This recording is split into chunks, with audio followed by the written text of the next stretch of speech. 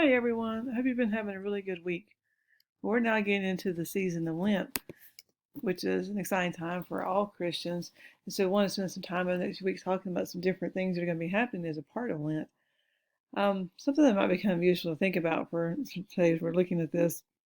I'm going to think about sometimes you just get really busy. Either you're busy or you notice people around you are really busy. Maybe your older sisters, brothers, relatives, family members, just people you see out in the community or in the church. Everybody always seems to be on the move. And there are things that kind of separate us from other people because of all this being busy. So maybe we're working on trying to do really well in school or in sports so that we have big accomplishments. Maybe we're separated physically from people just because of distance. We live in different areas. And a lot of times we're separated from people just because we are so busy. There's always something else that seems like we have to spend our time on, and we don't always spend time with other people.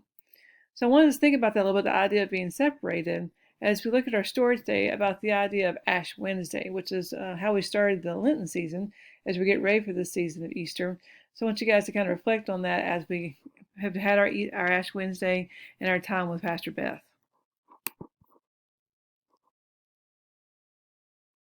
Sometimes getting closer to each other.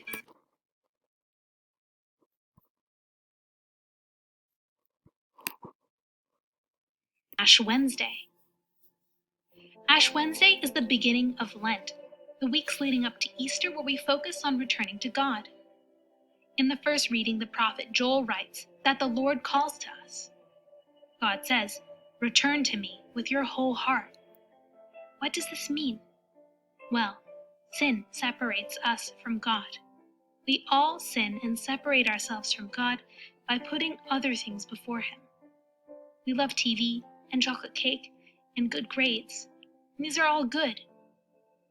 But we should not make these things the most important in our hearts, when really, the most important thing in our lives should be God. We are called to love the Lord our God above all things, but we often think about other things more than Him.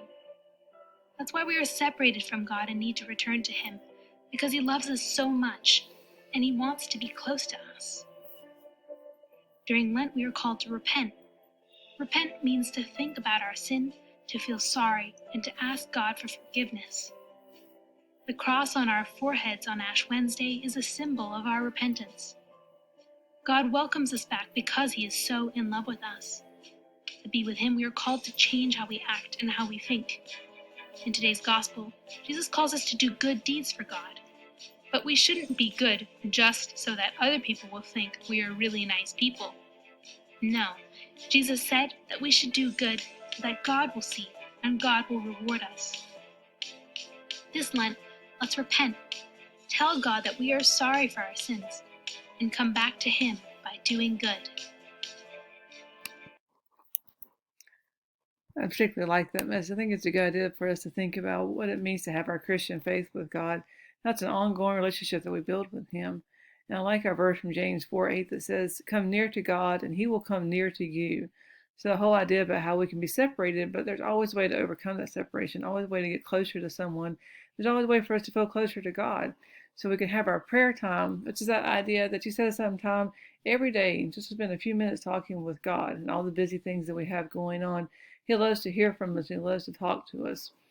This idea, too, about being called to serve, that goes back to the idea we always talk about, what can we do for others? We can get closer to God, we can get closer to other people when we find ways to help them and to be of service to them. And this other idea, too, about watching out for distractions. And distractions are those things that come along in life that interrupt our thinking or keep us from remembering the people that are close to us or keep us from spending our time with God like we know we want to and we need to. So let's think about that this season as well. That kind of brings us to our song today, which is one of my favorites. Got peace like a river in my soul. Hopefully, this guy help reminds you of what God does for you. Imagine.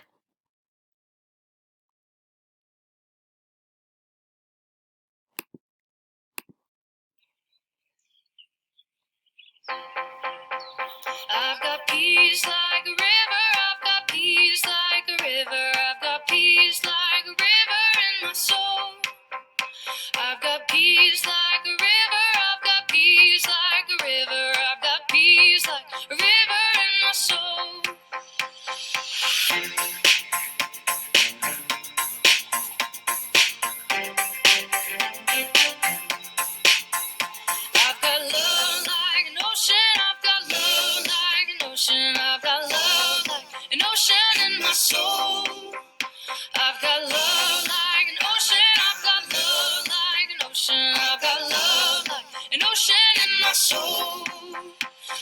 got joy like a fountain. I've got joy like a fountain. I've got joy like a fountain in my soul. I've got joy like a fountain. I've got joy like a fountain. I've got joy like a fountain in my soul. I've got peace, love, and joy like a river. I've got peace, love, and joy like a river. I've got peace, love, and joy like a river in my soul. I've got peace, love, and joy like a river. I've got peace, love, and joy like a river. I've got peace, love, and joy like a river in my soul. I've got peace, love, and joy like an ocean. I've got peace, love, and joy like an ocean. I've got peace, love, and joy like an ocean in my soul. I've got peace, love, and joy like an ocean. I've got peace, love, and joy like an ocean. I've got peace, love, and joy like an ocean in my soul. I've got peace, love, joy like a fountain. I've got peace, love, and joy like a fountain. I've got peace, love, and joy like a fountain in my soul. I've got peace, love, and joy like a fountain. I've got peace, love, and joy like a fountain. I've got peace, love, and joy like a fountain in my soul.